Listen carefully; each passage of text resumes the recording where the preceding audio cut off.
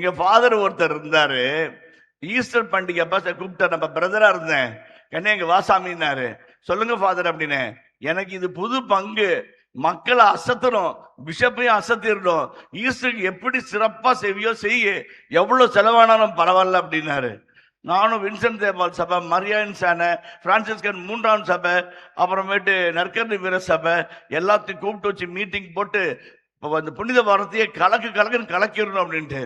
மரியான் சேனைக்காரங்க வியாழக்கிழமை என்ன பண்ணாங்க, நீட்டா உட்காந்து கோயிலெல்லாம் சுத்தமா கூட்டி தொடச்சி வாரி வழிச்சு அழகு பண்ணி மல்லிகைப்பூனாலேயே அந்த ஆண்டவரை அழகு பண்ணாங்க. கோயில் ஃபுல்லா அந்த மல்லிகைப்பூ வாசனம். அந்த நைட்டு 12 மணி வரைக்கும் உட்காந்து இருந்து ஜனங்க ஜெபிச்சுட்டு போனாங்க. அந்த பெரிய வேலைக்கிழமை பூசம் முடிஞ்ச உடனே தேங்காய் மாங்காய் சுண்டல்னு குண்டாவா கொடுக்காம அபுக்குன்னு சாப்பிட்டுட்டு ஒரே ஜெகஜோதியா இருந்துச்சு. ஃபாதர் ரொம்ப சந்தோஷம் ஆயிட்டாரு. பெரிய வெள்ளிக்கிழமை காலையில சொன்னாக்க நம்ம வின்சென்ட் தேபால் சபைக்காரங்க சகப்பை உடுத்தி சால்வை போட்டு சிலுவையை தூக்கிக்கிட்டு 12 ஸ்தலம் எடுத்துட்டு நைட் மதியானம் 3 மணி வரைக்கும் ஆராதனை, 11 மணிக்கு மோர், 12 மணிக்கு வெள்ளரிக்காய் எல்லாம் பயங்கரமா பண்ணிட்டாங்க. பயங்கர மக்களுக்கும் சந்தோஷம். சாயங்காலம் புத்தி சிலுவர் செய்த சடங்கு அற்புதமா நடந்துச்சு. நைட்டு கூப்பிட்டாரு ஃபாதரு, ஸ்டான்லின்னாரு. சொல்லுங்க சாமின்னு. டே நல்லா இருக்குடா, மக்கள் பக்தியா பங்கேற்கிறாங்க, நிறைய பாவசங்கரம் பேர் பண்ணாங்க, எனக்கே ரொம்ப சந்தோஷமா இருக்குது. ஈஸ்டர் பண்டிகை நைட்டு மாசம் மட்டும் நல்லா செஞ்சிரு அப்படின்னாரு. நான் யூத் பசங்க வந்தாங்க, அவங்க தான் இன்சார்ஜ். அவங்ககிட்ட சொல்லியிருந்தேன், டே ஃபாதர் சொல்றாரு நைட்டு மாசம் நல்லா இருக்கணும், சிறப்பா இருக்கணும்னாரு. பிரதர் நீங்க கவலைப்படாதீங்க, வெட்டிக்கிட்டு வாங்க, கட்டிட்டு வர குடும்பம் நாங்க நீட்டா பண்ணிடுறோம் அப்படின்னாங்க. சரி அப்படின்னு கோயிலை டெக்கரேட் பண்ணாங்க, வெளியே தோரணம் கட்டினாங்க. அப்புறமேட்டு ஒருத்தன் வந்து கேட்டான், 2 பேர் வந்தாங்க. பிரதர் ஃபாதர்கிட்ட கேளுங்க, எங்களுக்கு கேட்கறது கொஞ்சம் கூச்சமா இருக்குது, அந்த பீடத்துக்கு கீழே ஒரு வீல் வச்சிருவோம், சுத்தனா அப்படியே வீல் தாண்டவர் அப்படியே மேல வருவாரு, அந்த பக்கமும் இந்த பக்கமும் புகை வரும், அந்த பக்கமும் இந்த பக்கம் லைட்டு பளிச்சுன்னு அடிக்கும், நல்லா இருக்கும் பிரதர் அப்படின்னாரு. நான் பாட்டை கேட்கிறேன், என்ன பாட்டை கேட்டா அப்படின்ட்டாரு. அப்புறம் உடுப்பு போடுற நேரத்துல நைட்டு இருட்டாயிரும் இல்ல, நெருப்பந்திரிக்கு சடங்கு தானே முதல் சடங்கு, லைட் எல்லாம் ஆஃப் பண்ணிவிட்டாங்க. நாங்க உடுப்பு எடுத்து போட்டுட்டு இருக்கிறோம். அப்ப ஒருத்தன் வந்து கேட்டான், பிரதர் அந்த உயிர்த்த ஆண்டோர் மேல வரும்போது பட்டாசு வெடிக்கலாமா அப்படின்னா. டே பட்டாசு எல்லாம் கோயில்ல வேணாம்டா அப்படின்னு. நம்மளுக்கு கோயில் சின்ன கோயில் வேணாம்டான்னு. ஃபாதர் கேளுங்க, நீங்க சாமி கொடுத்தாலும் பூசாரி வரந்தராதாட்டங்குது, நீங்க கேளுங்க அப்படின்னாரு. நான் ஃபாதர் ஏதோ பேசிட்டு இருந்தாரு, பட்டாசுன்னு கேட்கிறானுங்க அப்படின்னு அப்படின்னு போயிட்டாரு. ஒரு காது கேட்கல. 5 வாசகம் முடிஞ்சது, அல்லேலூயா பாடுறாங்க. பார்த்தா கோயில் மணி அடிக்குது, சின்ன பிள்ளைங்க அடிச்சிருக்கிறாங்க. அப்படியே தர விலகுச்சு, வீல் சுத்துது, உயிர்த்தோட மேல வந்தாரு. எல்லாம் நல்லா தான் போயிட்டு இருந்துச்சு. இந்த பட்டாசு வெடிக்கிறேன்னு வந்தவனுங்க பட்டாசு வைக்கல, கிணத்து வேட்டை வச்சுட்டானுங்க.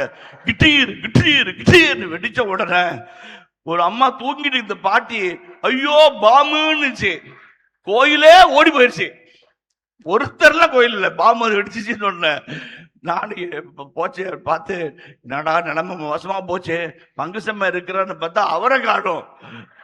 ஐயோ பூசிக்கு இப்ப சாமியாரை காணும், எங்கன்னு போய் சுத்தி தேடி பார்த்தா மயக்க அடிச்சு பீடத்துக்கு கீழே கிடக்கிறாரு.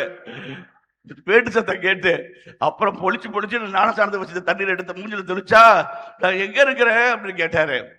நீங்க எங்க இருக்கிறீங்களா? சாமி பூசையில இருக்கிறீங்க சாமி அப்படின்னாரு. யோ உன்னை பூசைக்கு டெக்கரேஷன் பண்ண சொன்னா சாமியாருக்கே வேட்டு வைக்கிற நீ எல்லாம் என்னையா சாமியார் ஆக போற நீ என்ன பார்த்து கேட்டாரு. இன்னைக்கு பார்த்தாலும் யோ கொஞ்சம் தள்ளியே நில்லு, பக்கத்துல வராத நீ அப்படிங்கிறாரு. எதுக்கு சொல்ற அப்படின்னா, நம்ம செய்வதை திருந்த செய். அரகுர தொக்கத்துற அறகுறையா நம்ம எதுவுமே செய்யக்கூடாது. நன்மை செய்வதில் மனம் தளராதீர்கள் அப்படின்னு பவுல் சொல்றாரு. அறகுறை எதையும் செய்யக்கூடாது, முழுமையா நிறைவா யோசித்து நேசித்து செய்ய வேண்டும், அதான் முக்கியம். ஒரு சின்ன அது மிக முக்கியமா சொல்லுவாங்க. ரோமேயர்கள் திருமுடல் 8ஆம் அதிகாரத்தை நம்ம எடுத்துக்கொள்வோம். அந்த அதிகாரம் ஆவிக்குள் வாழ்வு என்கின்றதை பற்றிய செய்தியாக இருக்கிறது. இப்ப பிராக்டிக்கலா அன்றாட வாழ்க்கையில ஆவியின் பிள்ளையாய், ஆவியின் மகளாய், ஆவியின் மகனாய் வாழ்வது எப்படி என்கின்ற ஒரு சின்ன ஆய்வுக்குள்ளாக நம்ம போறோம். ரோமியர்கள் திருமுடல் 8ஆம் அதிகாரம் 6ஆம் வசனத்தை வாசிப்போமே. ஊனியல் மனநிலை கொண்டிருப்போருக்கு வருவது சாவே, ஆவிக்குரிய மனநிலை கொண்டிருப்போருக்கு வருவது வாழ்வும் அமைதியும் ஆகும். மொதல் பாயிண்ட் ஊனியல்புக்கு கொண்டு வருவது சாவு. சாவை நமக்குள்ளாக வருவித்துக் கொள்கிறோம். சாவை நாம் வருவித்துக் கொள்கிறோம். ஊனியல்புக்குள்ளாய் வருவது சாவு. இச்சை, பரத்தமை, காமம், கூம கூடா ஒழுக்கம், இச்சை, காமத்தின் பார்வை, காமத்தின் தவறான உறவுகள், அதே போலவே திருட்டு, களவு, பொய், கையூட்டு என்று ஊனியல்பின் வாழ்க்கை வாழ்வினால் என்ன வரும்? என்ன வரும்? சாவுதான் வரும். சாவுதான் வரும். சாவு மூச்சடைச்சி நெஞ்சடைச்சி இதயம் நின்று போயிற சாவு கூட கிடையாது. வாழ்வோம், சுவாசிப்போம், ஆனால் செத்த பிணங்களை போல் இருப்போம். செத்த பிணங்களை போல் ஆவிக்குள்ளாய் ஆண்டவருக்குள்ளாய் செத்தவர்களை போல் மாறி போவோம். அதான் சொல்றார், ஊனியல் போல் வாழ்வோருக்கு வருவது சாவு, ஊனியல்பின் இச்சையோடு வாழ்கிறவருக்கு வருகிறது சாவு என்று சொல்லி. என் அன்பார்ந்த சகோதரனே சகோதரியே, நான் பெங்களூர்ல 27 வருஷம் பைபிள் ப்ரொஃபஸரா ஒர்க் பண்ணேன். செவ்வாப்பட்டை என்கின்ற சின்ன பங்குல 2 ஆண்டுகள் மட்டும் இளம் குருவாக நான் பணி செய்தேன். அப்ப நிறைய ஆல்டர் பாய்ஸ், யூத் பாய்ஸ், மரியன் சேனன் நல்ல சிறப்பா மகிழ்ச்சியா இருந்தோம். ஒரு 25 ஆண்டுகள் கழித்து நான் வந்தபோது அந்த பங்கினுடைய இளைஞர்கள் பார்த்தாங்க. ஃபாதர் நல்லா இருக்கிறீங்களா, ரொம்ப நாளாச்சு, நீங்க இப்ப வெள்ளையாயிட்டீங்க ஃபாதர் அப்படின்னா. நான் எங்கடா வெள்ளையாவனேன்? ஒருவேளை நம்ம போட்ட ஃபேர் அண்ட் லவ்லி 20 வருஷமா போடுறோமே, ஒர்க் அவுட் ஆச்சோன்னுட்டு எப்படா வெள்ளையானு தான் தலை வெள்ளையாக்குது. அதான் சொன்னோன்னா, அடா பாவிட்டே கம்முன்னுறா, அது ஒன்றாவது வெள்ளையா இருக்குது விடுறா அப்படின்னு சொல்லிட்டு என்ன அப்புறம் நான் பங்குல நல்லா இருக்கிறாங்களான்னு சொல்லி கேட்டேன். கேட்டுட்டே இருக்கும்போது ஒரு வார்த்தை கேட்டேன், இந்த ஆல்பர்ட் பையன் நல்லா இருக்கானா அப்படின்னு சொல்லி கேட்டேன். ஆல்பர்ட் இப்படி துரு துரு துருன்னு இருப்பான். அப்படி ஆல்டர் பாய்ஸே இந்த கண்ணு அசைவிலே புரிஞ்சுக்குவாங்க, ஃபாதர் எதை தேடுறாரு, எதை கொண்டு வரணும், எதை கொண்டு வந்து வைக்கணும், எதை எடுத்துட்டு போகணும் அப்படின்பாங்க. ஒரு சிலர் வாடா எடுறா போடா அப்படின்னா கூட போக மாட்டான். ஆல்டர் பொது செய்யறவங்க அந்த மாதிரி அந்த ஆல்டர் பாயில அவ்வளவு சுறுசுறுப்பா ஞானமா அழகா பணி செய்யக்கூடியவன். ரொம்ப பிடிச்ச, எனக்கு ரொம்ப பிடிக்கும். சிரிச்ச முகமா இருப்பான், சிரிச்சுட்டே இருப்பான். ரொம்ப நான் சொல்லுவேன், டே சமையராவடியாவிடா சமையராவடியாடான்னு சொல்லி கேட்பேன். அவ்வளோ நல்ல பையன். அந்த பையனை ஞாபகம் வச்சு ஆல்பர்ட் எப்படி இருக்கிறான்னு சொல்லி கேட்டேன். அப்போ அவங்க அந்த பசங்க சொன்னாங்க, அவ்வளோ நல்லா இல்லை ஃபாதர், சொல்லிக்கிற மாதிரி இல்லை ஃபாதர் அப்படின்னா. என்னாச்சுன்னா, முதல்ல குடிக்க ஆரம்பிச்சான். குடிச்சு குடிச்சு குடிச்சு வயிறெல்லாம் புண்ணாகி ஈரல் பாதிக்கப்பட்டு லிவர் பாதிக்கப்பட்டு ஆஸ்பத்திரியில் இருந்தான். சரி பொழைச்சிக்குவான், நல்லாயிடுவான், வாழ்க்கை திருந்திக்குவான்னு நினைச்சு அவங்க அம்மாலாம் ரொம்ப கஷ்டப்பட்டாங்க. திரும்பி பார்த்தா போதையில போயிட்டான். கஞ்சா அடிச்சு அப்படியே நடந்து போயிட்டான். முகமெல்லாம் தாடி, பரட்ட தலை, அழுக்கடைஞ்ச காலு, கிழிஞ்சு போன பேண்ட், பிச்சைக்கார மாதிரி இருக்கிறான் ஃபாதர். அதனாலதான் நான் உங்களை கூட்டிட்டு வரல, நீங்க மனசு சங்கடப்படுவீங்கன்னு சொல்லிட்டு. ஒரு வானதூதரை போல இருந்த சிறுவன் இன்றைக்கு ஒரு பிச்சைக்காரனை போல மாறிவிட்டான். ஏன்? ஊனியல்பின் செயல்பாடுகளுக்கு நம்மை கையளிப்பதால், ஊழியின் செயல்பாடுகளுக்கு நாம் செயல்படுவதால். இதே ஆவிக்குள்ளால் செயல்பட்டால் எப்படி? ஆதியாகமம் 32ஆம் அதிகாரம், அந்த ஃபுல் அதிகாரத்தை வாசிச்சு பாருங்க. 32, 33 நான் அதிகம் சொல்லல, ஒரு சும்மா சின்னதா சுருக்கமா சொல்லிடுறேன். அண்ணன் தம்பிங்க சண்டை, பங்காளிங்க சண்டை. மூத்தவனை இளையவன் ஏமாத்திட்டான். மூத்தவன் எசாவு, இளையவன் யாக்கோபு. அவனுடைய தலைச்சன் பிள்ளை உரிமையை ஏமாத்திட்டு எங்கடா அண்ணன் முரணை அடிச்சு கொண்டு போடுவானோன்னு சொல்லிட்டு ஊரை விட்டு ஓடிட்டான். ஊரை விட்டு ஓடி 14 வருஷம் மாமா வீட்டுல வாழ்றான். அடுத்த நாட்டுல 14 வருஷம் கழிச்சு ஆடு இருக்குது, மாடு இருக்குது, ஒட்டகம் இருக்குது, கால்நடைகள் இருக்குது, அழகான முதல் மனைவி இருக்குது. 1.5 கண்ணுல ஒரு இளம் மனைவி, முதல் மனைவி, அழகான இளம் மனைவி, 2ஆம் மனைவி, குழந்தைங்க, பிள்ளைங்க எல்லாம் இருக்கிறாங்க. ஆனா மனசுக்குள்ள நிம்மதி இல்லை. எப்படின்னா நம்ம வீட்டுக்கு போகணும், நம்ம சொந்த நாட்டுல இருக்கணும், சொந்த ஊர்ல இருக்கணும். கடல் கடந்து போனாலும் சொந்த வீட்டுல சோறு சாப்பிட்ற மாதிரி ஆகுமா அப்படின்னு மனசு அடிச்சுக்குது. கிளம்பி வரான். ஆனா மனசுக்குள்ள பயம். அண்டங்காரன் கோபம் வச்சு 14 வருஷத்துக்கு முன்னாடி ஏமாத்தனமே கோபம் வச்சு அடிச்சு போட்டான்னா கொலை பண்ணிட்டானா, நம்ம பிள்ளைங்களை எல்லாம் வந்து கொண்டு போட்டானா, கொண்டாட்டி கற்பழிச்சிட்டானா, என்ன பண்றது அப்படின்னு உள்ள எண்ணம் எண்ணிக்கிட்டே இருக்கும்போது கூடாரம் அமைச்சு நைட்டு தங்குறாங்க. நைட்டு வானதூதர் ஒருத்தர் வந்து யாக்கோபு என்கின்ற அந்த அருமையான இறை அடியாரோடு மல்யுத்தம் செய்கிறார். விடிய விடிய விடிய விடிய மல்யுத்தம் செஞ்சு அவனை திடப்படுத்துறார். விடியிற வரைக்கும் அவன் தோத்தே போகல, ஜெயிச்சுக்கிட்டே இருந்தான். விடியிற நேரத்துல அவர் காலில் விழுந்து, ஐயா நீங்க கடவுள் மனிதர் போல இருக்கிறீங்க, என்ன ஆசீர்வாதம் பண்ணிட்டு போங்கன்னு அவர் முகத்தை பார்த்து கேட்கிறான். இனி நீ யாக்கோபு இஸ்ராயேல் என்று அழைக்கப்படுவாய் என்று சொல்லி அவன் தொடை நரம்பை தொட்டு ஆசீர்வதித்து அவர் போய்விட்டார். அதே மாதிரி ஆத்த கடந்து இந்த பக்கம் வராங்க. இந்த யாக்கோபுனாவே கொஞ்சம் ஏமாத்துக்காரன் அர்த்தம். ஏமாத்துக்காரன் கன்னிங் ஃபெலோ அப்படி அர்த்தம், ஷ்ரூடு ஃபெலோ. என்ன பண்றான், முத செம்மறி ஆடு, அதுக்கப்புறம் வெள்ளாடு, அதுக்கப்புறம் பசுமாடு, அதுக்கு காளமாடு, அதுக்கப்புறம் பசுமாடு, அதுக்கப்புறம் ஒட்டகம், அதுக்கப்புறம் அடிமைகள், அதுக்கப்புறம் வேலைக்காரங்க, அதுக்கப்புறம் சம்சாரத்து பிள்ளைங்க, அதுக்கப்புறம் சம்சாரம், அதுக்கப்புறம் ரெண்டாவது சம்சாரத்து பிள்ளைங்க, அதுக்கப்புறம் ரெண்டாவது சம்சாரம், அதுக்கப்புறம் இவன் நிக்கிறான். வரிசையா நிச்சு ஆன் யுவர் மார்ச் கோ அப்படிங்கிறான். Left right left right left right போகணும்.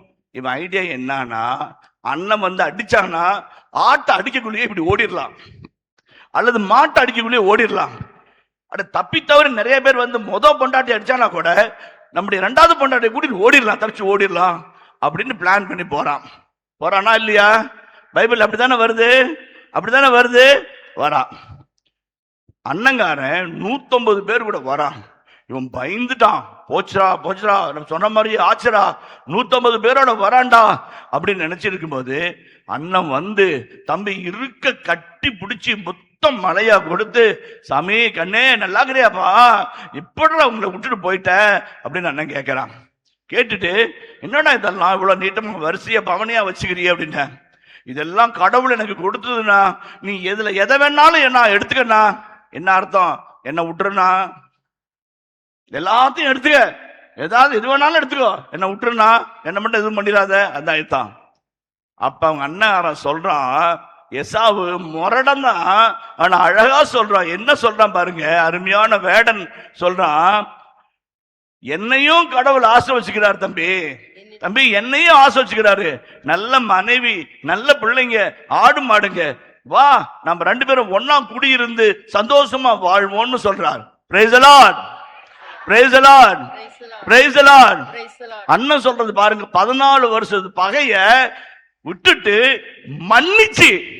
மன்னிச்சு ஏமாத்தனவன், திருடன், மோசம் பண்ணவன், அப்பாக்கு எதிராக நம்ம சொத்தை பிரிச்சவன், அது எதுவுமே இல்லாம எல்லாத்தையும் மன்னிச்சு ஊனியல்பு இல்ல ஆவியின் இயல்பை தாங்கியவராய் வா நாம் ஒன்றாய் குடியிருப்போம்னு சொல்றாங்க.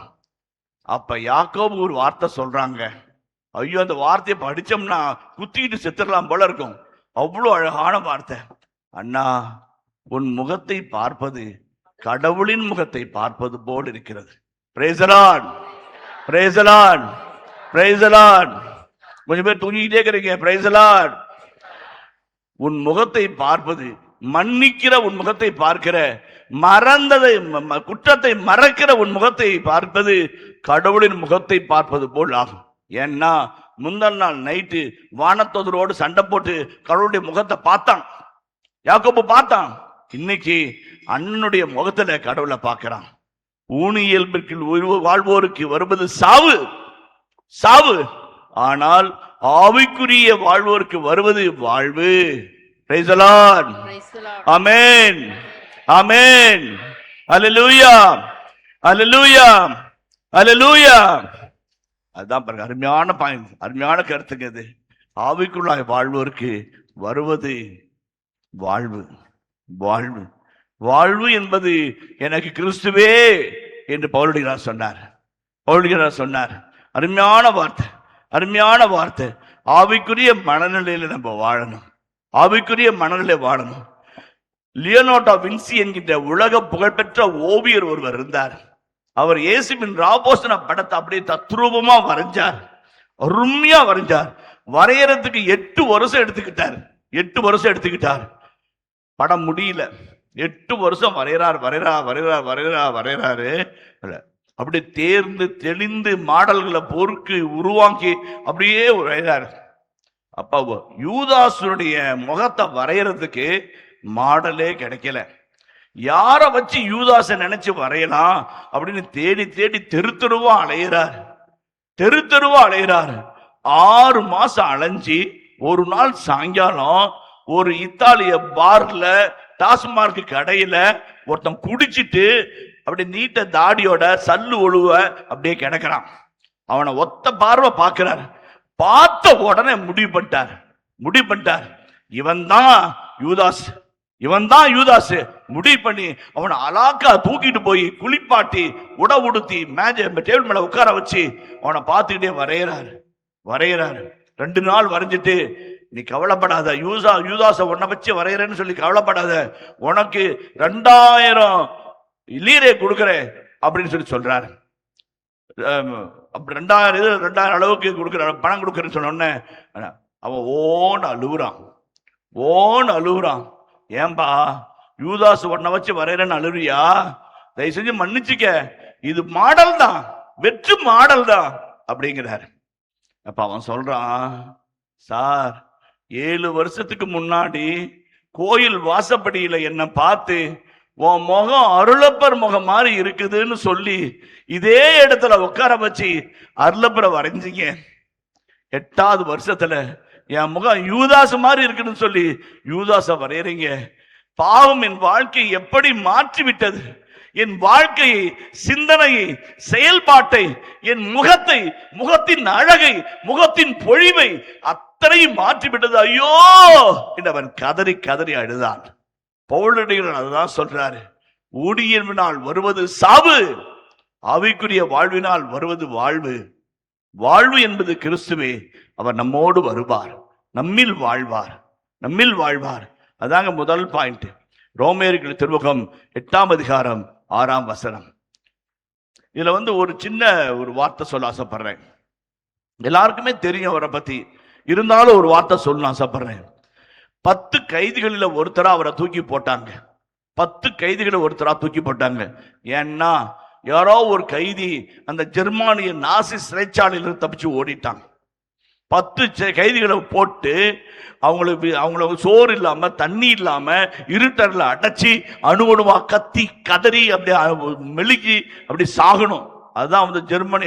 அதை பார்க்கிற ஒருத்தனும் தப்பிக்கணுன்ற எண்ணமே வரக்கூடாதுன்னு ஒரு எண்ணம் போட்டு அதிகாரிகள் திட்டம் தீட்டினாங்க. 10 பேத்துல ஒருத்தன் அந்த போலீஸ்காரர் பூட்ஸ்ல விழுந்து பூட்ஸ கட்டி இருக்குமா பிடிச்சிட்டு கதறி, ஐயா நான் ஒரு நாள் விடுதலை ஆகணும், வீட்டுக்கு போகணும், என் பொண்டாட்டிய பார்க்கணும், பிள்ளைங்களை பார்க்கணும், என் குடும்பத்தோட நான் வாழணும், அந்த நம்பிக்கையில வாழறேன், என்னை விட்டுருகையா, என்னை கொண்டுடாதீங்கயான்னு கெஞ்சறான். ஜெர்மானிய நாசி சிறைச்சாலையில் எவனும் தப்பித்ததாக சரித்திரம் இல்லை. ஒருவன் ஓடிவிட்டான். உங்களில் ஒருவன் ஓடியதால் 10 பேரையும் சாவுக்கு நாங்கள் தேர்ந்தெடுத்திருக்கிறோம். இது பாடமாக இருக்கட்டும், இதில் மாற்றம் கிடையாது, ஹிட்லருடைய ஆணைக்கு மாற்று ஆணை கிடையாது என்று சொல்லும் போது அவனுடைய காலடிகள் முன்பாக ஒரு குருவானவர் மண்டியிட்டு அவர் சொல்லுகிறார், ஐயா தங்களுக்கு சித்தமானால் இந்த கைதிக்கு பதிலாக என்னை சாகடியுங்கள் என்று சொல்கிறார். என்னையா சொல்ற? உங்களுக்கு விருப்பம் என்றால் இந்த கைதிக்கு பதிலாக என்னை சித்திரவதை செய்து சாகடியுங்கள். அவனுக்கு மனைவி இருக்கிறார்கள், குழந்தை இருக்கிறார்கள், குடும்பத்தோடு அவன் வாழட்டும், எனக்கென்று யாரும் இல்லை இயேசுவை தவிர. இயேசு சொன்னார், தன் நண்பனுக்காக உயிரை கொடுப்பதை விட மேலான அன்பு இல்லைன்னு சொன்னாரு. நான் அந்த இயேசுவுக்காக என்னையே இழக்க தயாரா இருக்கிறேங்க ஐயா என்று சொல்லும் போது அந்த ஜெயிலர் சொன்னான், டே நீ லூசாடா, நீ அவன் சாவட்டும்டா, அவனுக்கு மேல நீ ஏன்டா சாவற கேட்கிறான். அவனுக்கு புரியல, ஊழியர்களின் வாழ்க்கையும் ஆவியின் வாழ்க்கையினுடைய வல்லமை புரியல. தன் நண்பனுக்காக என் உயிரை நான் கையளிப்பேன் என்று சொல்லி பணிந்த அந்த மேக்சிமிலியன் கோல்ஃபே என்கின்ற அந்த மாபெரிய புனிதனுடைய தியாகத்தை அவனால் புரிந்து கொள்ளவில்லை. சரி, நீ விரும்பினால் அவனை விடுகிறேன் என்று விட்டார். 10 பேத்துல 9 பேரு கொஞ்சம் கொஞ்சமா பசியில, பட்னியில, மயக்கத்துல, தயக்கத்துல செத்து போனாங்க. இவர் ஒருத்தர் மட்டும்தான் உயிரோட கடைசி வரைக்கும் ஜெபமான சொல்லிக்கிட்டே இருந்தார். சாகவே இல்லை. சாகவே இல்லாத இவரை சாகடிக்கணும் என்பதற்காக கார்பாலிக் என்கின்ற விஷ ஊசி போட்டு சாகடிச்சாங்க. மரியே வாழ்கன்னு சொல்லி அவர் மரித்து போனார். ஆமென், ஆமென். ஆவியின் வாழ்வு, ஆவியினால் வருவது வாழ்வு. வாழ்வு எப்படி அடுத்தவனுக்காக சாகக்கூடிய அளவுக்கு கூட நம்மையே கையளிக்கக்கூடிய வாழ்வு என்பது ஆவியின் வாழ்வு. அதுதான் 8ஆம் அதிகாரம் 6ஆம் வசனத்துல வாசிக்கிறோம். இன்னொரு தடவை வாசிப்போம். ஊனியல் மனநிலை கொண்டிருப்போருக்கு வருவது சாவே, ஆவிக்குரிய மனநிலை கொண்டிருப்போருக்கு வருவது வாழ்வும் அமைதியும் ஆகும். ஆமா, ஆவிக்குரிய வாழ்வு கொண்டிருப்போருக்கு கிடைப்பது வாழ்வும் அமைதியும். ஷலோம். ஷலோம் என்ற எபிரேய வார்த்தைக்கு வெறும் அமைதினா சண்டை இல்லாத ஒரு சூழ்நிலை இல்ல, எல்லாமும் எல்லாரும் எல்லாவற்றையும் பெற்றிருக்கிற ஒரு பரிசுத்தமான ஒரு நிலை, நிறைவின் நிலை தான் ஷலோம். ஷலோம் கிரேக்க மொழியில ஐரின்னு சொல்லுவாங்க. ஐரின் அப்படின்னு சொன்னா அந்த அமைதி என்பதாக. அந்த ஐரின், அந்த ஷலோம் நமக்கு வரும் எப்பொழுது? ஆவிக்குரிய வாழ்வு வாழும்போது. ஆவிக்குரிய வாழ்வு வாழும்போது.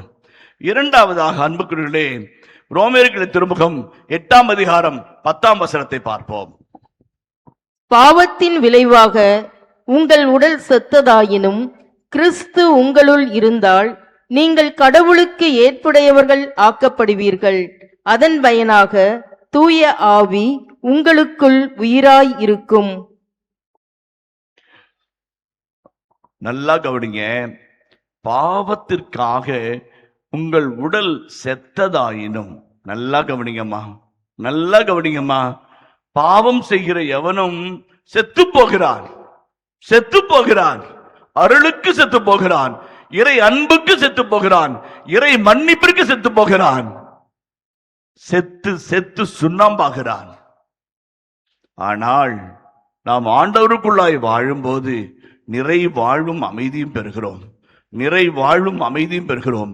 கலாத்தியர்களின் திருமுகத்திலே பவுல் அடிகளார் ஒரு வார்த்தையை பயன்படுத்துவார். ஆங்கிலத்தில் சொல்லிவிட்டு தமிழில் சொல்லுகிறேன். Put on Christ. Put on Christ என்ன அர்த்தம்? கிறிஸ்துவை அணிந்து கொள்ளுங்கள். கலாத்தியர் திருமணம் இல்ல, அதே மாதிரி எபேசியருக்கும் 2 இடத்துல சொல்லுவாரு, இயேசுவை அணிந்து கொள்ளுங்கள். ஆண்டவராம் இயேசு கிறிஸ்துவை அணிந்து கொள்ளுங்கள். என்னங்க அர்த்தம்? என்னங்க அர்த்தம்? அன்றைக்கு பாஸ்கா பண்டிகையின் பொழுது தொடக்க கால திருச்சபையில கல்லறையிலேயோ அல்லது மலை குகையிலோ அல்லது காடுகளிலேயோ அப்போஸ்தலர்கள் பாஸ்கா விழாவை கொண்டாடுவார்கள். அந்த நாளில் பாஸ்கா நள்ளிரவிலே ஞானஸ்நானம் பெறுவதற்கென்று ஒரு குழுவானது தயாரிக்கப்படும். ஓராண்டு, ஈராண்டு, 3 ஆண்டுகள் கூட தயாரிப்பார்கள். அப்படி தயாரிக்கப்பட்ட அந்த திருமுழுக்கு பெறுவோருடைய கூட்டம் ஒரு பகுதியிலே காத்திருக்கும். நடுவிலே ஓடையோ குளமோ ஆறோ இருக்கும். அதற்கடியிலே இந்த ஞானஸ்நானம் பெறுகிறவர்கள் இறைவனுடைய வாக்குறுதியை அறிவித்து, விசுவாச பிரமாணத்தை அறிவித்து, இயேசுவில் ஞானஸ்நானம் பெறுகிறோம் என்று சொல்ல தன் ஆடைகள் எல்லாவற்றையும் களைந்து நிர்வாணியாய் தண்ணீரில் இறங்குவார்கள். நிர்வாணியாய் தண்ணீரை இறங்கி செத்து உயிர்த்து எழுவார்கள். அந்த நீரிலிருந்து எழுவது உயிர்ப்பை குறித்து காட்டுகிறது. எழுந்து கரைக்கு வருவார்கள். அப்படி கரைக்கு வரும்போது அங்கே ஒரு அடியார் வெண்ணிற ஆடையை வைத்திருப்பார். அந்த வெண்ணிற ஆடை நீ புதுப்படைப்பாய் மாறி இருக்கிறாய் என்பதற்கு அடையாளமாகும். அந்த வெண்ணிற ஆடையை அணிந்து கொள்வது இயேசு கிறிஸ்துவையே அணிந்து கொள்வதற்கு அடையாளமாகும். Hallelujah, praise the Lord, praise the Lord. இயேசுவுக்கே புகழ், இயேசுவுக்கே நன்றி. Put on Christ, put on Christ. அதான் இயேசுவை அணிந்து கொள்ளுதல். நம்மை உடுத்தி நம்மை அலங்கரிப்பது, நம்முடைய நிர்வாணத்தை மூடுவது இயேசுவே, இயேசுவே. அதுதான் முக்கியம், அதான் முக்கியம். ஆள் பாதி ஆடை பாதி, நீங்கள் பாதி இயேசு பாதி. You are 50%, Jesus 50%. 2 கலந்தா வெற்றி கூட்டணி, வெற்றி கூட்டணி. அதான் ரொம்ப அழகான செய்தி. ரொம்ப அழகான செய்தி, ரொம்ப அழகான செய்தி. அதுதான் சொல்லுவாங்க, 4 வகையில ஆதி கிறிஸ்தவர்களை சித்திரவதை பண்ணாங்க. என்ன பண்ணுவாங்க? தலை வெட்டி கொன்னுடுவாங்க, அல்லது இயேசுவை போல சிலுவையில் அரைஞ்சி கொள்ளுவாங்க, அல்லது தலையிலிருந்து கால் வரைக்கும் தார பூசி தலையில தொங்க விட்டு நீரோ மன்னனுடைய அந்தப்புறத்துல விடிய விடிய விளக்கா எரிய விடுவாங்க. தாறு பூசுற அந்த உடம்பு எரிஞ்சு எரிஞ்சு எரிஞ்சு அப்படியே சாம்பலாகி கருகி மண்டபத்தோட கீழே விழுவும். அப்படி பண்ணாங்க.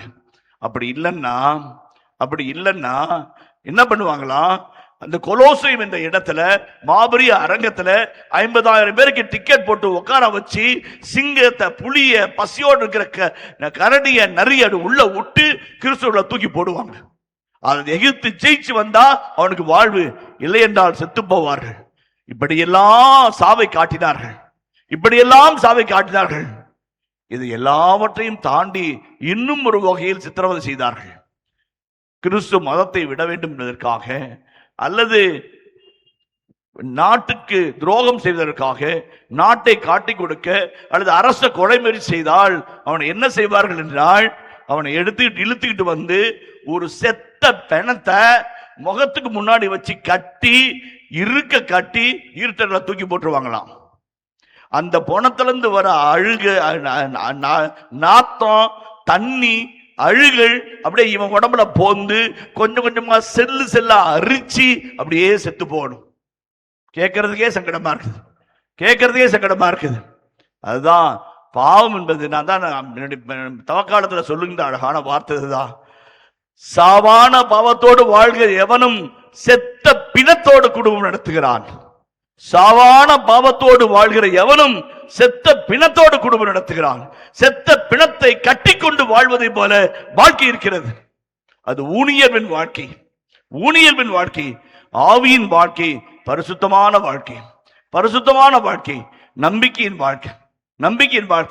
மவுண்ட் கார்மல் காலேஜில் பெங்களூர்ல பாடம் நடத்திட்டு இருப்பேன். பிள்ளைங்களுக்கு மாரல் இன்ஸ்ட்ரக்ஷன்ஸ் கிளாஸ் நடத்துவேன். 300 பேர் 200 பேர் உட்காந்துருப்பாங்க. பிசிஏ, பிகாம், பிஏ எல்லாம் உட்காந்துட்டு இருப்பாங்க.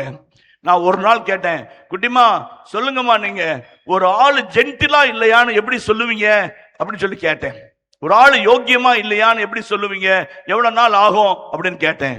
ஒரு பொண்ணு எந்திரிச்சு, ஃபாதர் இந்த காலத்து பசங்கள்லாம் விவரமான பசங்க ஃபாதர், ஜாக்கிரதையா இருக்கணும். 1 மாசம் வரைக்கும் அவங்களோட பழகி பேசி சாப்பிட்டு ஒன்னா இருந்தா தான் அவன் என்ன நோக்கம் உள்நோக்கெல்லாம் கத்துக்க முடியும் அப்படின்னு எல்லாம் கை தட்டினாங்க. இன்னொரு பிள்ளை எந்திரிச்சு, அப்படிலாம் இல்ல ஃபாதர், ஒரு 10 நாள் இருந்தா போதும், 10 நாள் இருந்தா போதும், ஒரு ஆள் யோக்கியமா இல்லையா, அவன் எண்ணத்துல தூய்மை இருக்குதா இல்லையான்னு கண்டுபிடிச்சிருவேன் அப்படின்னுச்சு. ஒரு குட்டி பாப்பா, பிஏ படிக்கிற பிள்ளை, சின்ன பிள்ளை, அழகா சிரிச்சுக்கிட்டே, நான் ஒண்ணு சொல்லட்டுங்களா ஃபாதர் அப்படின்னுச்சு. சொல்லு சாமி, எதனாலும் சொல்லு சாமி, என்ன கண்ணு அப்படின்னு.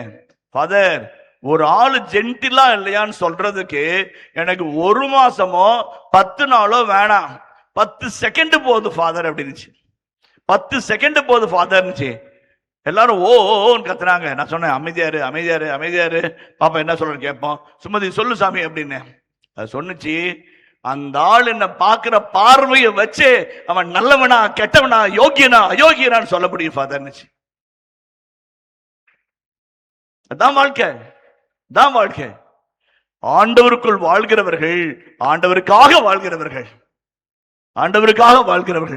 பார்வையிலே தூய்மை இருக்கும், பார்வையிலே நேர்மை இருக்கும், பார்வையிலே வன்மம் இருக்காது, பார்வையிலே காமம் இருக்காது, பார்வையிலே இச்சை இருக்காது, பார்வையிலே கூட ஒழுக்கம் இருக்காது, பார்வையிலே எந்த தீய எண்ணமும் இருக்காது. அதுதான் புட்டான் கிரைஸ்ட். அதான் இயேசுவை அணிந்த வாழ்க்கை. அந்த வாழ்க்கையை தான் தூய ஆவியானவர் வாழ வேண்டும் என்று நமக்கு அழைப்பு விடுக்கிறார். இது 2வது கருத்து. 3வது கருத்துக்கு போகிறேன். 8ஆம் அதிகாரம் 14ஆம் வசனம். கடவுளின் ஆவியால் இயக்கப்படுகிறவர்களே கடவுளின் மக்கள். இன்னொரு வாசிக்கமா? கடவுளின் ஆவியால் இயக்கப்படுகிறவர்களே கடவுளின் மக்கள். இந்த வசனத்தை அந்த மேடம் சொன்னாங்க காலையில. அருமையான வசனம். நான் ஒழுங்கா அதிகம் பேசல, மத்தியானம் பேசிக்கலான்னு விட்டேன். கடவுளின் ஆவியால் இயக்கப்படுகிறவர்களே கடவுளின் மக்கள். நீங்க யாரால இயக்கப்படுறீங்க? யாரால இயக்கப்படுறீங்க? எது உங்களுக்கு பெருசு? பணமா, அந்தஸ்தா, ஸ்டேட்டஸா, வேலையா, உழைப்பா? எது உங்களுக்கு முக்கியம்? பாருங்க, எங்க ஃபாதர் ஒருத்தர் பெங்களூர்ல இருந்தார், வின்சென்ட் அப்படின்னு சொல்லிட்டு. ஒரு நாள் நைட்டு ஹார்ட் அட்டாக் ஆயிடுச்சு. ஐயோ ஐயோ ஐயோ ஐயோ ஐயோ கத்துறாரு. நாங்க குடுத்துட்டு ஒடியாந்து நானும் சின்ன சாமியாரும் ஒரு அலாக்கா தூக்குறோம். உடனே 108க்கு போன் பண்ணி ஆம்புலன்ஸ் வர சொல்றோம். ஆம்புலன்ஸ் வருது. ஐயோ சாப்பிடே ஐயோ ஒலி வலி வலி உயிர் போகுது கத்துறாரு. அப்படியே தூக்கிட்டு போய் ஸ்ட்ரக்சர் கூட இல்ல ஆம்புலன்ஸ்ல படுக்க வைக்கிறோம். ஆம்புலன்ஸ்ல படுக்க வைக்கும் போது சொன்னாரு பாரு ஒரு வார்த்தை, பீரோல 5 லட்சம் பத்திரமா பாத்துக்கங்கடா அப்படிங்கிறாரு. பீரோல 5 லட்சம் இருக்குது, பத்திரமா பாத்துக்கங்கடா. ஆம்புலன்ஸ்ல போறாரு, வருவாரான்னு தெரியாது. ஆனா அவருக்கு அவசரம் பாருங்க. உசுர் எங்க இருக்குது? பீரோ லாக்கர்ல இருக்குது. பாத்துங்க, பத்திரமா பாத்துங்கப்பா அப்படிங்கிறாரு. அதான் சொல்றேன், எது முக்கியம்? எது உங்களை இயக்குகிறது? அதான் என்னுடைய கேள்வி. ஆவியினால் இயக்கப்படுகிறீர்களா? அந்த பொண்ணு தங்க பதும மாதிரி இருக்கும். அப்படியே தொட்டாவே அப்படியே செக்க செவேறு உடம்பு செவந்து போகும். அவ்வளவு அழகு. அப்படியே கருகருன்னு அழகான குண்டு கண்ணு, அருமையான சுருள் முடி, அகலமான நெற்றி. 7 கிலோமீட்டர் நடக்குங்க. வீட்டுல இருந்து 7 கிலோமீட்டர் நடக்கும். 7 கிலோமீட்டர் நடந்து கோயிலுக்கு வந்து பூசை கண்டுட்டு பாவசக்தனம் பண்ணிட்டு 7 கிலோமீட்டர் நடந்து போகும். வாரம் செய்யுங்க. வாரம் 7 kilometre, 7 kilometres onward journey, 7 kilometres return journey. வீட்டுக்குள்ள இருக்கும். ஒரு நாள் உட்காந்து காய் நறுக்கிட்டு இருக்குது. அப்ப அலெக்சாண்ட்ரோ அப்படின்னு ஒருத்தன் வரான். வந்து இறுக்கி கட்டி பிடிக்கிறான். இந்த பொண்ணு அப்படி திமிரிட்டு ஓடுது. என்ன பண்ற? யார் நீ? எதுக்கு வந்த அப்படிங்குது.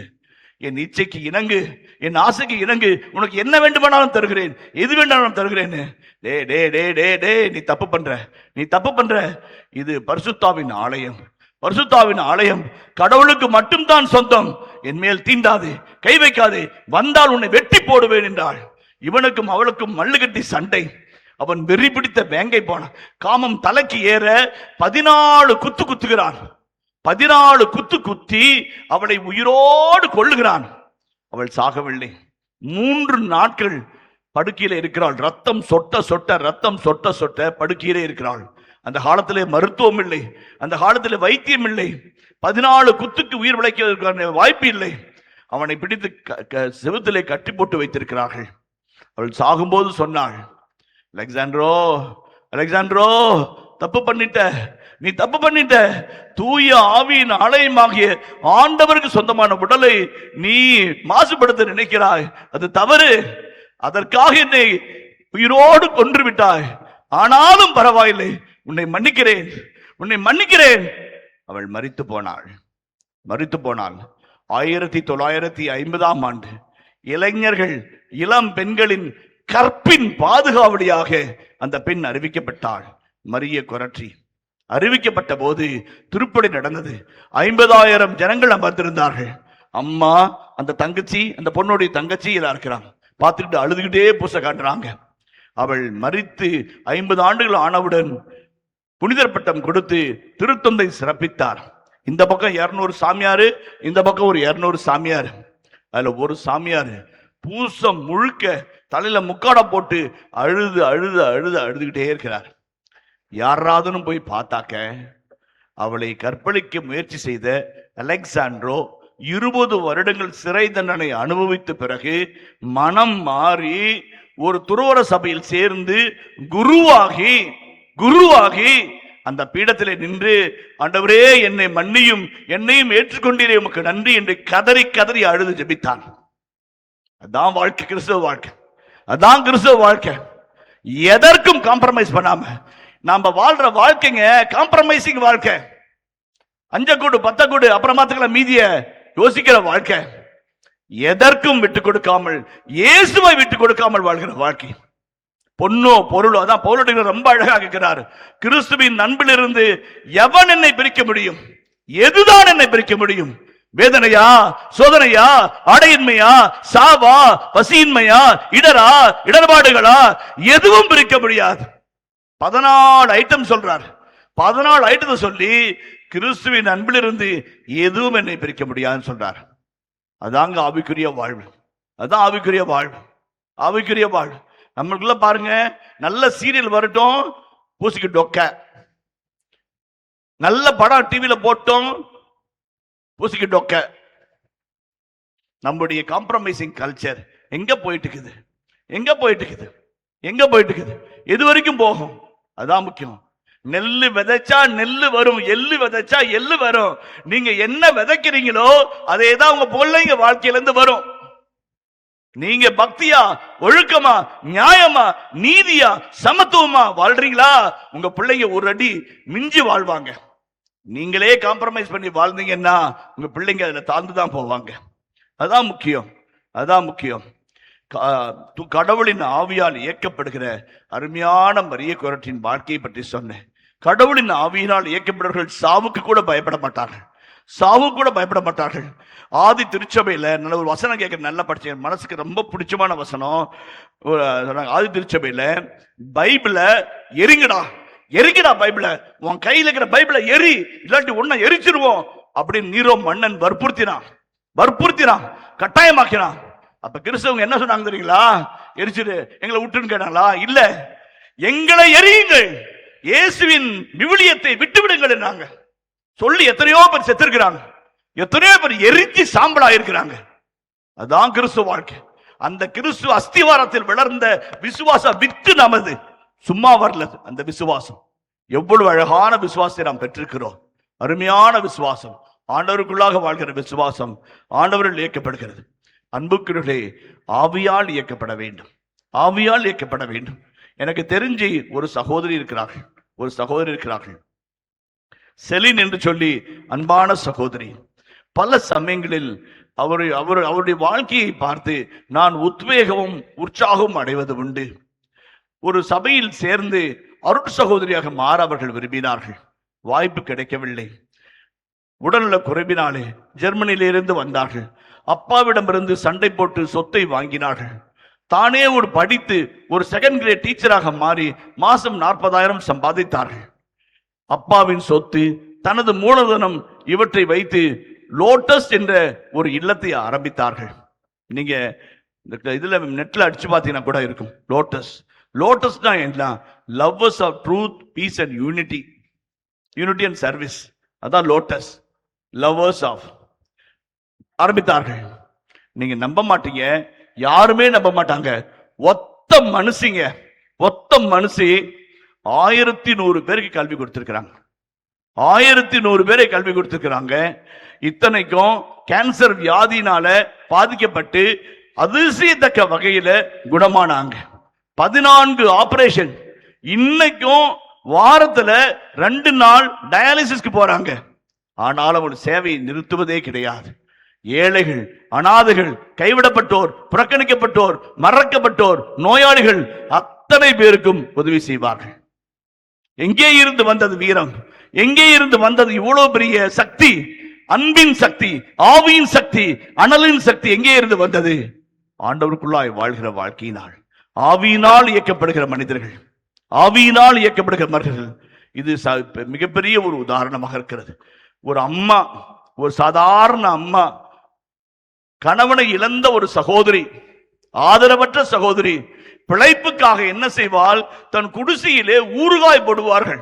ஊறுகாய் போட்டு பாட்டில் அடுக்கி பிளாஸ்டிக் பைய கையில தூக்கிக்கிட்டு ரிமோட் வில்லேஜுக்கு, தூரத்தில் இருக்கிற வில்லேஜுங்களுக்கு விற்க போவாங்க. ஒவ்வொரு வீட்லயும் 10 நிமிஷம் உட்கார்ந்து ஊறுகாயை பத்தி சொல்லி விற்பாங்க. ஊறுகாயை பத்தி மட்டும் சொல்ல மாட்டாங்க, இயேசுவை பத்தியும் சொல்லுவாங்க. இயேசுனுடைய குணமளிக்கும் வல்லமையை சொல்லுவாங்க. அவங்களுடைய பிரச்சனைக்கு ஏற்ப விவிலிய வாக்கியங்களை சொல்லுவாங்க. அந்த ஊரே இன்னைக்கு இயேசுவை அறிந்திருக்கிறது. ஞானசானம் பெற வேண்டிய அவசியம் இல்லை, திருவச்சானம் பெற வேண்டிய அவசியம் இல்லை. ஆனால் அத்தனை பேருக்கும் இயேசுவின் கோட்பாடு தெரியும், இயேசுவின் நெறிகள் தெரியும், இயேசுவின் மொழிகள் தெரியும், இயேசுவின் வசனங்கள் தெரியும்.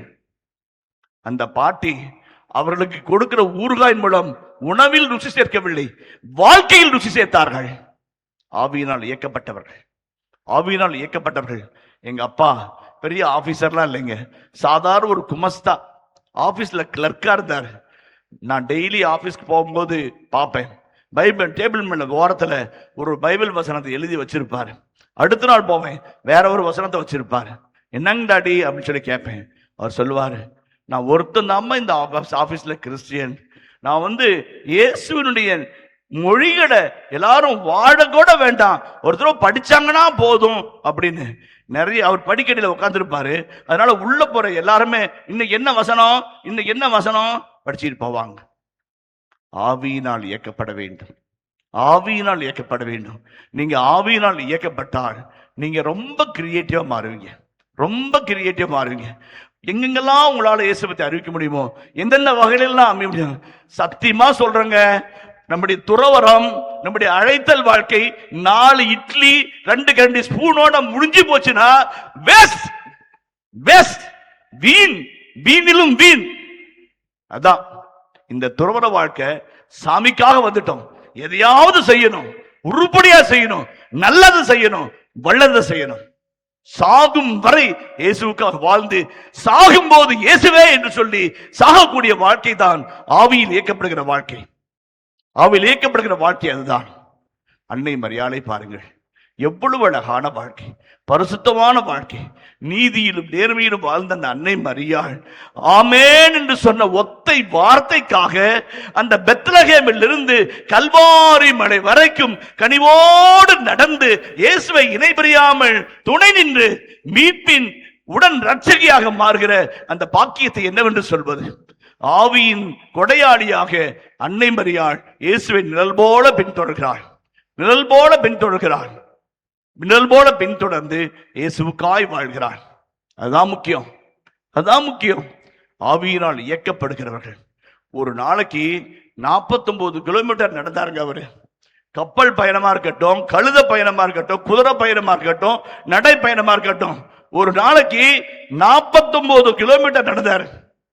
49 கிலோமீட்டர் நடந்தாரு.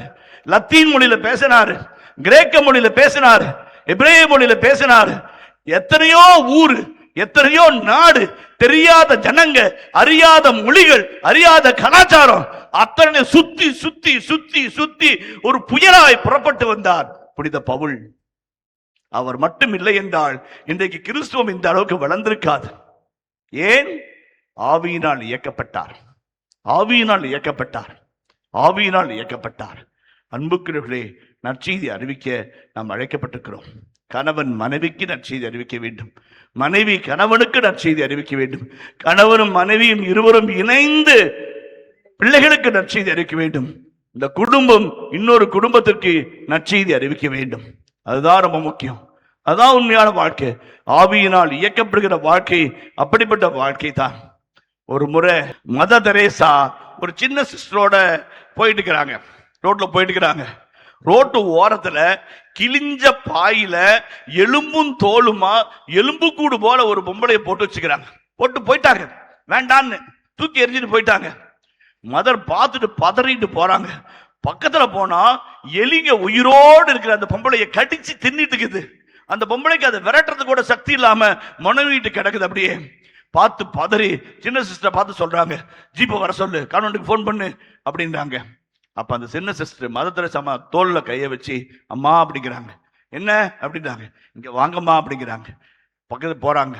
அப்ப அந்த பொண்ணு, சின்ன பொண்ணு சொல்லுது, அம்மா இந்த பொம்பளைக்கு ஒண்ணு நீங்க உதவாதீங்கம்மா, உதவணும்னு அவசியம் இல்லம்மா அப்படி. ஏன் அப்படின்றாங்க.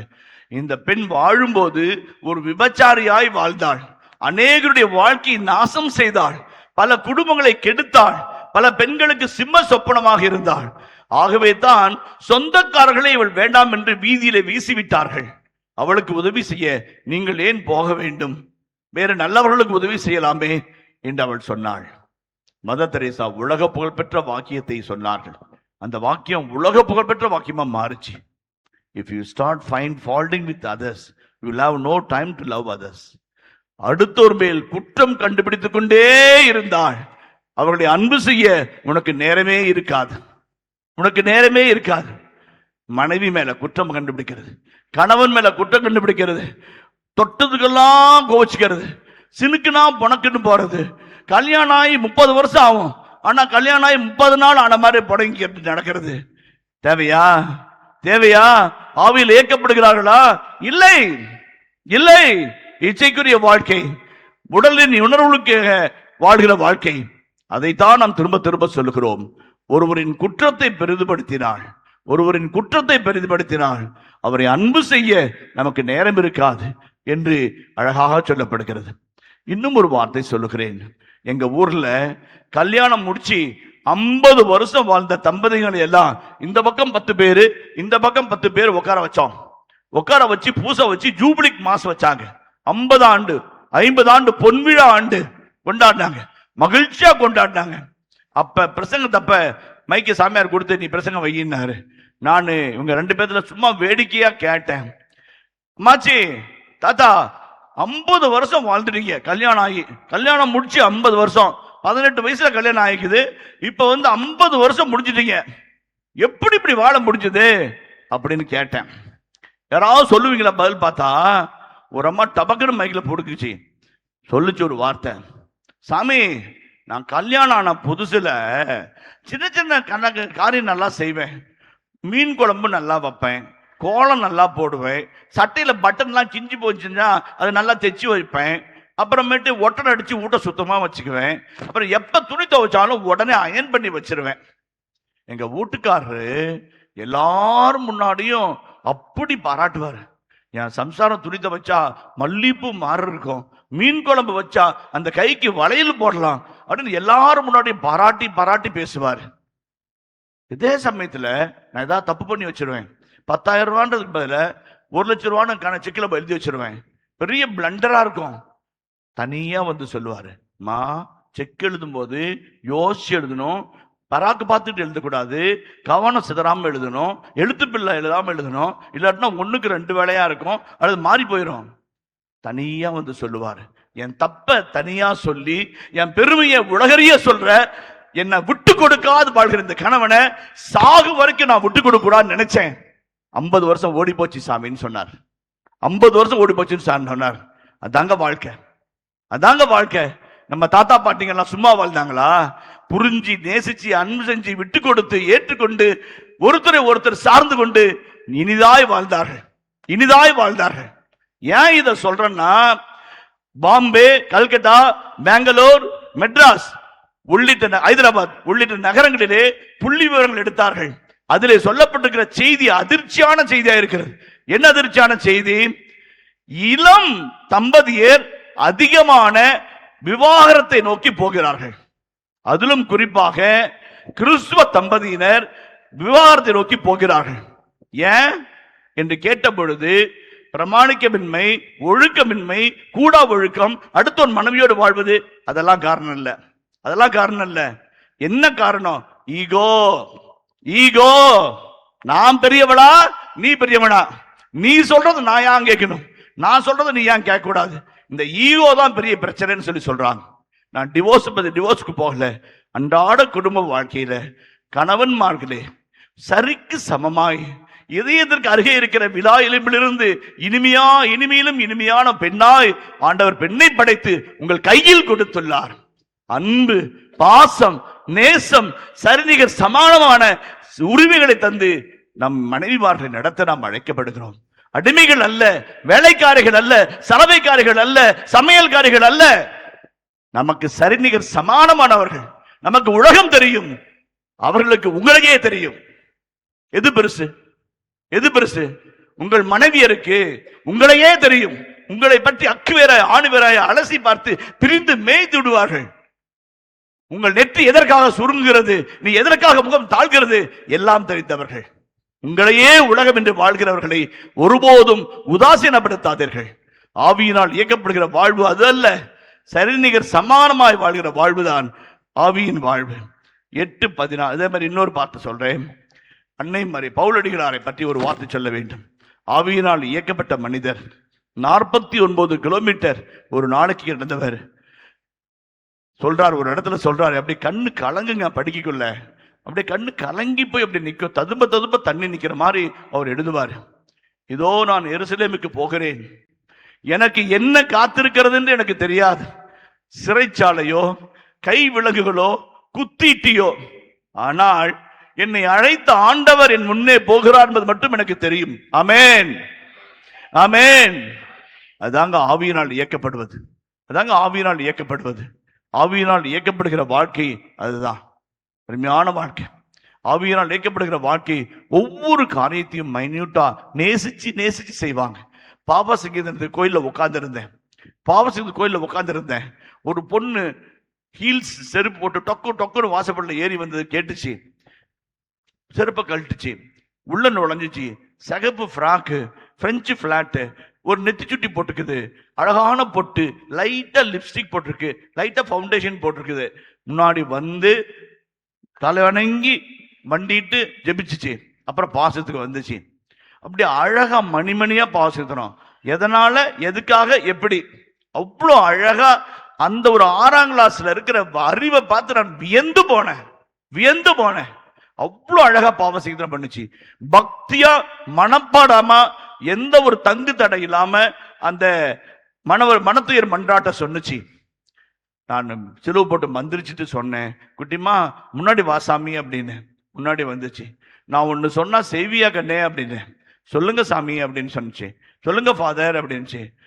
அப்பத்தையும் ரசத்தையும் ஃபாதர் உயர்த்தி காட்டும் போது, நீ ஆண்டவரே உமக்கு பிரியம்னா ஒரு மத தெரேசா மாறி, ஒரு குழந்தை தெரேசா மாறி, நானும் ஒரு சிஸ்டராகி மாறி புனித வாழ்வு வாழணும்னு வேண்டிக்க சாமி அப்படின்னேன். நான் ஏதோ பெருசா சொல்ற மாதிரி சொன்னேன். அது 2 கையில இப்படி கணத்துல கையை வச்சுக்கிட்டு ஐயோ ஃபாதர் அப்படின்னுச்சு. ஏன் சாமி அப்படின்னு. புது நன்மை வாங்கின நாள்ல இருந்து இன்னைக்கு வரைக்கும் அப்படிதான் ஜெபம் பண்றேன் அப்படின்னுச்சு. புது நன்மை வாங்கின நாள்ல இருந்து இன்னைக்கு வரைக்கும் அப்படிதான் ஜெபம் பண்றேன் ஃபாதர் அப்படின்னுச்சு.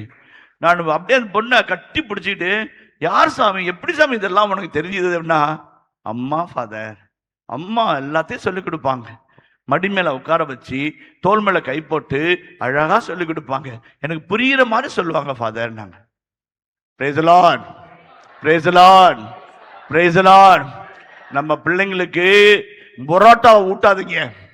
நம்ம பிள்ளைங்களுக்கு பிரியாணியை திணிக்காதீங்க. நம்ம பிள்ளைங்களுக்கு இட்லியை அமுக்கி வைத்து கும்பிடாதீங்க. அதை கொடுத்தாலும் அதோட பக்தியையும் ஒழுக்கத்தையும் நேர்மையும் கிறிஸ்துவ விசுவாசத்தையும் சேர்த்து ஊட்டுங்கள். நெப்போலியன் சொல்றாரு, நெப்போலியன் பிரெஞ்சு தேசத்தினுடைய மகா முடிசூடா மன்னன், பேரரசன் சொல்றாரு, எங்க அம்மா மட்டும் எனக்கு சோத்தோட இயேசுவை பத்தி சொல்லலன்னா இந்த நாட்டை ஆள்றதுக்கு எனக்கு தகுதியே இருக்காதுன்னு சொல்றாரு. அம்மாக்களே கேளுங்கள், உங்களிடம் கொடுக்கப்பட்டிருக்கிற பணி எவ்வளவு பெரிய பணி. ஆவியினால் இயக்கப்பட்டு நம் பிள்ளைகளை வளர்ப்பதும் நம் குடும்பத்தை உருவாக்குவதும், ஒவ்வொரு அம்மாவும் ஒரு தேவ தாயை போல, ஒரு தேவ மாதாவை போல நம் குடும்பத்தை நடத்த வேண்டும். அங்கேதான் பெந்தகோஸ்தே இருக்கிறது. ஒவ்வொரு நாளும் பெந்தகோஸ்தே, ஒவ்வொரு நாளும் ஆண்டுடைய திருவிழா நம் குடும்பத்துக்குள்ளாக நடக்க வேண்டும். அதை நாம் மறந்துவிடவே கூடாது. அன்புக்குரியவர்களே, யோவான் 20:19 வாசிப்போம். 20:19. அன்று வாரத்தின் முதல் நாள், அது மாலை வேளை.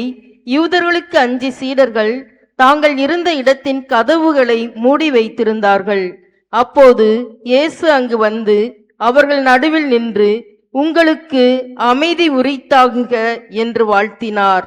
இவ்வாறு சொல்லிய பின் அவர் தம் கைகளையும் விலாவையும் அவர்களிடம் காட்டினார். ஆண்டவரை கண்டதால் சீடர்கள் மகிழ்ச்சி கொண்டார்கள். இயேசு மீண்டும் அவர்களை நோக்கி, உங்களுக்கு அமைதி உரித்தாகுக. தந்தை என்னை அனுப்பியது போல நானும் உங்களை அனுப்புகிறேன் என்றார். இதை சொன்ன பின் அவர் அவர்கள் மேல் ஊதி, தூய ஆவியை பெற்றுக்கொள்ளுங்கள். எவருடைய பாவங்களை நீங்கள் மன்னிப்பீர்களோ அவை மன்னிக்கப்படும். எவருடைய பாவங்களை மன்னியாதிருப்பீர்களோ அவை மன்னிக்கப்படா என்றார். தேங்க்யூமா. அருமையான வசனங்க, அருமையான வசனம். யோவான் 20:19, 20 ஆகிய வசனங்களை கண்ணில் ஒத்திக்கலாம். அவ்வளவு அழகான வசனம். ஆவியினால் இயக்கப்படுகிறவர்களுடைய வாழ்க்கை பற்றிய வார்த்தை சித்திரம் அது. அழகா சொல்றாரு. ஆவிய ஊதி அவர் சொல்றாரு, யார் யாருடைய பாவங்களை நீங்கள் மன்னிப்பீர்களோ அவை அவர்களுக்கு மன்னிக்கப்படும், யாருடைய பாவங்களை மன்னியாது விடுவீர்களோ அவை மன்னிப்பின்றி விடப்படும். அருமையா சொல்றாரு. உலகெங்கும் சென்று, உலகெங்கும் சென்று. 2 வார்த்தை, 2 நிமிஷம் டைம் கொடுங்க ஃபாதர், முடிச்சுக்கிறேன். 2 வார்த்தை. அன்புக்குரியர்களே, நாம் வாழ்வது ஒரே ஒரு முறைதான்.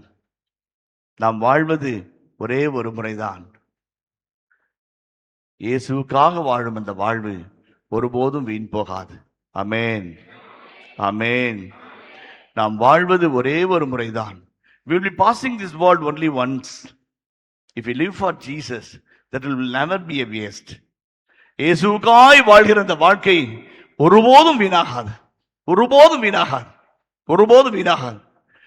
நான் இந்த மைக்கை பிடிச்சி எத்தனையோ வசனம் பேசினேன். ஒரே ஒரு சாட்சியத்தை மட்டும் சொல்லிட்டு நான் முடிச்சுக்கிறேன். இயேசுவுக்காக வாழ்கிற வாழ்க்கை ஒருபோதும் வீணாகாது, ஒருபோதும் வீணாகாது.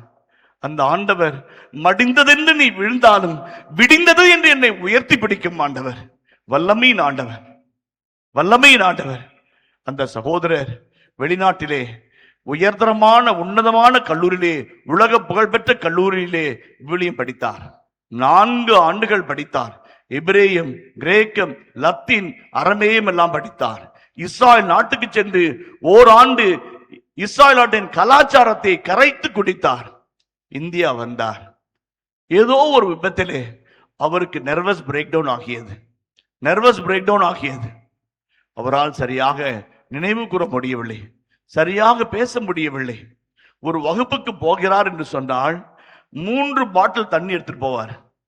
திக்கி திணறி வேர்த்து விறுவிறுத்து பாடத்தை சொல்லவும் முடியாம, பசங்களே நம்ம ஃபாதர் ஃபாரின் போறதுக்கு முன்னாடி எப்படி இருந்தாரு, இப்படி ஆயிட்டாரேன்னு கண் கலங்குற அளவுக்கு பரிதாபத்துக்குரிய ஒரு காட்சி பொருளாய் மாறினார், காட்சி பொருளாய் மாறினார். டாக்டர்கிட்ட போனார், செக் பண்ணி பார்த்தாங்க, ஹைப்பர் சிசோபோர்னியா என்று சொன்னார்கள். உயரிய உயரிய மனச்சிதைவு நோய் என்று சொன்னார்கள். இந்தியன் படத்துல வர விக்ரம் போல மனச்சிதைவு நோய். ஒரு நாளைக்கு 18 மாத்திரைகள், காலையில் 9 மாத்திரை, இரவு 9 மாத்திரை. மாத்திரை சாப்பிடுவதனால் வாய் குளறும், தூக்கம் விடிய விடிய விடிந்த பிறகும் எழ முடியாமல் தத்தளித்து போவார். கண்ணீரோடு திடீரென முன்பாக உட்கார்ந்து அவர் அழுதார். ஆண்டவரே, ஆண்டவரே, நீர் அழைத்தது உண்மை என்றால், அழைத்தவர் உண்மையுள்ளவர் என்று வேத வசனம் சொல்லுகிறதே, நீர் என்னை அழைத்தீர் என்று சொன்னால் எனக்கென்று ஒரு வாழ்க்கை தாரும், அதை உனக்காக நான் வாழ்வேன் என்று சொன்னேன். ஆண்டவர் திரும்ப தந்தார். இப்பொழுது பேசிக்கொண்டிருக்கிற நபர் தான் அந்த நபர்.